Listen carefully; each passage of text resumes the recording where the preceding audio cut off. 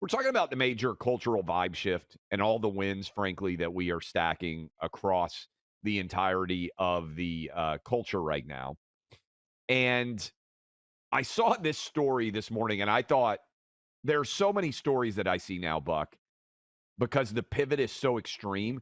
Where I think for a minute, wait, is this a Babylon B headline or is this real life? And this is real life. So this is not an April Fool's joke. This is not Babylon B. Jake Tapper, CNN anchor, announced this morning that he has a new book out. The book is called Original Sin, and the subheadline, President Biden's Decline, Its Cover-Up, and His Disastrous Choice to Run Again. It is out in May.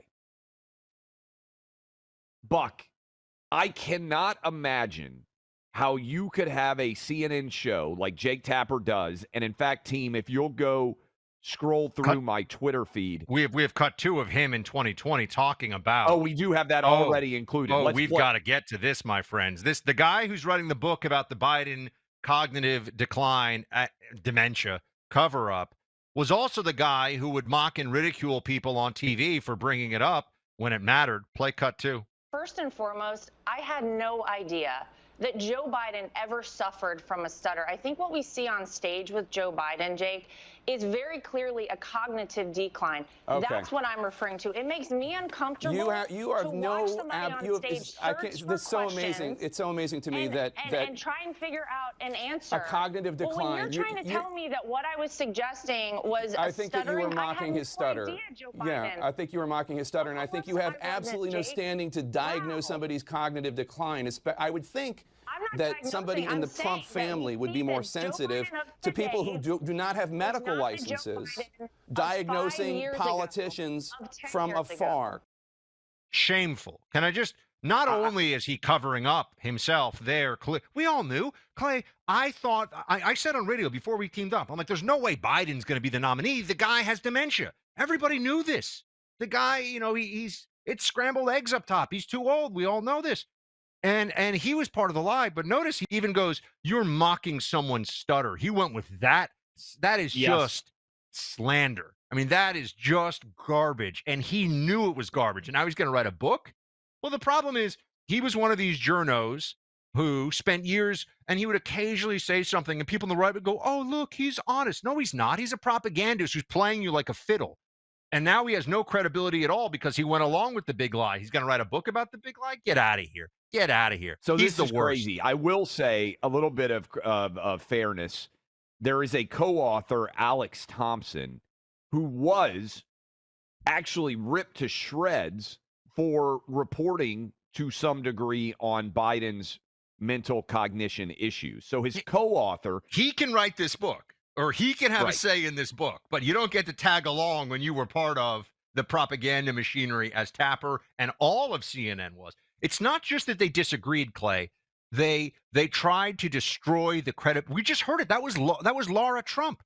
They just tried to destroy the credibility and the decency, at least in the eyes of the audience, of people who tried to tell the truth.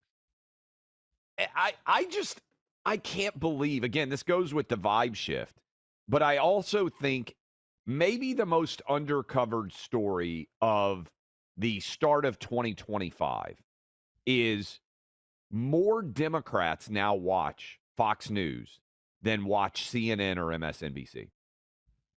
I mean, some of you out there you just kind of had a record scratch moment because it hasn't been discussed that much. They lit their credibility on fire, CNN and MSNBC did, to such an extent arguing that anybody who said that Biden wasn't up to the job was guilty of cheap fakes. Remember that phrase that Karine Jean-Pierre tried to come out with, cheap fake? Lasted like a week.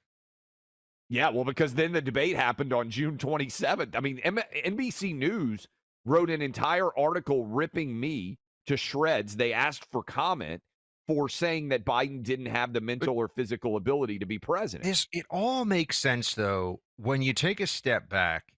The whole reason it was Biden and they moved him into this position. And remember, Clyburn and the Democrat machine, Biden was getting smoked in the primary. And then all of a sudden, and it's because the Democrat Party fundamentally had to hide from the voters in 2020 what the party had become. And Biden was around long enough and, had the old grandpa thing down enough that he could be the Trojan horse for this. He could be the guy that they say, oh, the Democrats aren't radical. It's old Joe. He's been in politics for 40 years. You can trust Joe. But the whole thing was a lie because he Yes. wasn't representative of where the Democrat base was. He wasn't representative. And then he was just a puppet of the lunatic communist machine that was actually running the Democrat Party. And that now, Clay, as we can see, ran them off a cliff. And we're watching as the flames engulf the wreckage after it crashed off the cliff. And what also this represents is it's now fair game to walk over and put an extra bullet into the dead Biden body, right? Suddenly, is that too much of a graphic analogy? Metaphorically speaking, metaphorically speaking, of course. But you know how they do this? Like when they kill somebody, metaphorically speaking, we could say they want survivors. Let's get a historical reference in there. Yeah, or we'll do like Caesar. The reason why everybody had to take out Caesar back in the day was they all wanted to be equally complicit in taking him down. Now, in this era that we're in, suddenly you can say Biden wasn't up to the job. Beforehand, their phone would have blown up. They would have been nervous. What happens if Biden finds a way to win? We're going to be persona non grata in the White House. We're not going to be able to do our job. Jake freaking Tapper, who had a show and could have told all of America for years, Biden's not up to the job. Here's why he's suddenly doing this. Writes a book about it. Here's why he's doing this. He's doing it because I think he has occupied with a couple of others, but maybe him more so than any other, the space of establishment journalist for years now. And I mean journalists in the sense of all the nonsense. I speak truth to power. I don't have a point of view. I just report the facts. And what we saw in this election cycle, and the Biden lie was the big part of was a huge part of this realization, was that the most establishment journos were leading the charge and every bit as involved in the lie about Biden as anybody else, because they thought they had no choice. The machine had said this is what must happen. So now, Clay, they have to rebuild. And they haven't done this ever in their careers, really. They've always been able to tack left or tack right a little bit to play this game, still as Democrat operatives. Don't make no mistake. They've always been Democrat operatives, but they were a little better at throwing a little dust up into the air and make people think, oh, sometimes he'll speak the truthful thing. Sometimes he'll actually tell his own side the hard truths. Never when it matters, but just enough to play this game of I'm an objective truth teller, because that's more powerful as a propagandist than speaking the truth about I'm actually biased and I have a point of view. Not only that, I would point out, this is the other big part of this story. The business doesn't work anymore. I think there are a lot of guys out there, mostly men, women too, who run MSNBC or they run CNN or they run the Washington Post or the New York Times. And they may think sometimes, man, we're putting out some garbage. But then they go look at the ratings and they're like, well, this is what people want. And you just follow the ratings train. And you keep feeding that. And ultimately, if ratings go up, advertiser dollars come in, there's more money.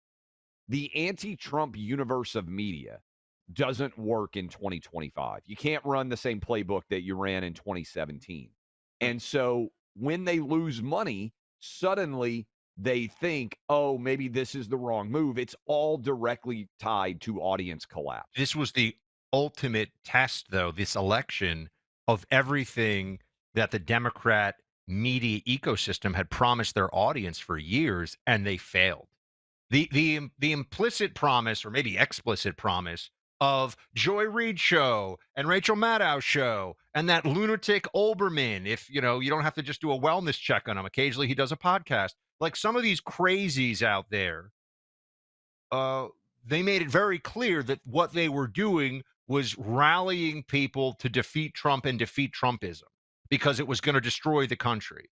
Well, he won. It didn't destroy the country. The country's actually doing just fine, doing great, really, cleaning up things that everybody should agree need to be cleaned up. Hello, Doge. And so all of the promises made for years by the media, and Clay, it's special counsel investigations, federal prosecutions, but there were 2 assassination attempts against this guy. They threw the left, the machine, the forces of darkness, threw everything against him. And he came through, and now what do they have? What can they offer the audience at this point? Why would you watch Joy Reid's show? Not that you can anymore. Womp womp. But why? Why would? Did you see Greta Van Susteren, who is not somebody to mix it up and get into kind of the the nasty back and forth with someone online? She just pointed out, she's like, I remember when you were liking tweets when I got fired from MSNBC, and I had been your colleague there. She's just like, she just said that, but I think that's all. She's not a nice person. Joy Reid's just not a nice person either. As somebody that really wanted to destroy other people's careers, my sympathy for her is zero. She has earned this ignominious end to her garbage career.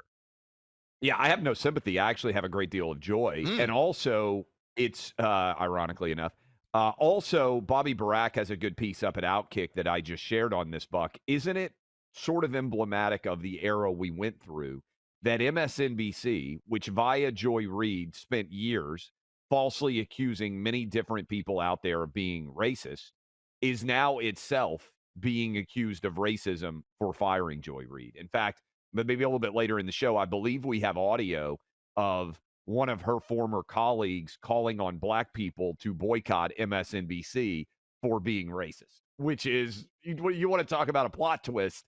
They're now being hoisted on their own petard, so to speak, or guillotined as the revolutionaries of France. There we go. Historical reference. Right. Everyone knows no one's pulling out a guillotine here, so we're good. It is interesting. Robespierre. Why isn't it the case?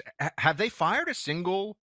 I mean, not that I'm agreeing with Rachel Maddow's assessment here, but have they fired a single white primetime host from MSNBC's lineup? They fired a couple of minorities, but I don't think. Have they fired a white host? Isn't it? Maybe you're right. Maybe they are. Well, they are. We know actually the real racists are left wingers. I know, which is an argument. Yeah. This has been a thing that we just, because we've been saying it for so long, it's so true. Justice Clarence Thomas makes this case in his autobiography, where he just says conservatives don't even think in these terms, and they just like people who are good people of all colors and races and creeds, and it is always Democrats that have this obsession because so many of them deep down actually have what would be considered, racial beliefs or racist beliefs, and so they have to overcompensate. Conservatives don't feel the need to compensate because we just look at people as people. We just look at people as human beings, equal in dignity, worth, and under the eyes of God and the law, at least in this country. By the way, Rachel Maddow, huge portion of her staff fired. This also ties in with what we said yesterday. This, according to the New York Post, a lot of the Rachel Maddow staff's been fired. She makes $25 million a year. I said this. She could pay a couple of million, and they could all be played. She could keep all of them, no problem. She could keep them on staff for the next year or two while they ride this period out. But libs, just look at libs when it comes to charity too. They don't act.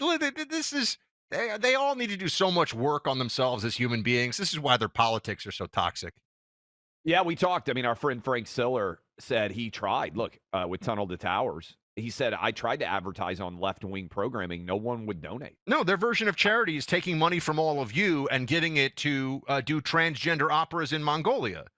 We actually believe in helping heroes and good people in this country and people who are in need in this country. The left believes in seizing your money by force and redistributing it to trans surgery for, people in Guatemala who use they, them pronouns. We won last night on Prize Picks. I gave out a pick on my Outkick show. And those of you who are like me, football season ends. And, Buck, I am all in on the NCAA tournament. March Madness starts just in a few days now. The conference basketball tournaments will be starting. We're going head-to-head on a bracket, Clay. I'm calling it right now. Bracket chat. You're going to fill one out. I'm going to fill one out, and it's you and me. And we're going No, I can't actually. I'll lose, so I can't bet anything. But I'm going head to head Well, with I you. mean, honestly, the people who win bracket challenges also often, as many of you know, have no idea what they're doing because it is hard to predict what's going to happen in the brackets. But Major League Baseball back soon.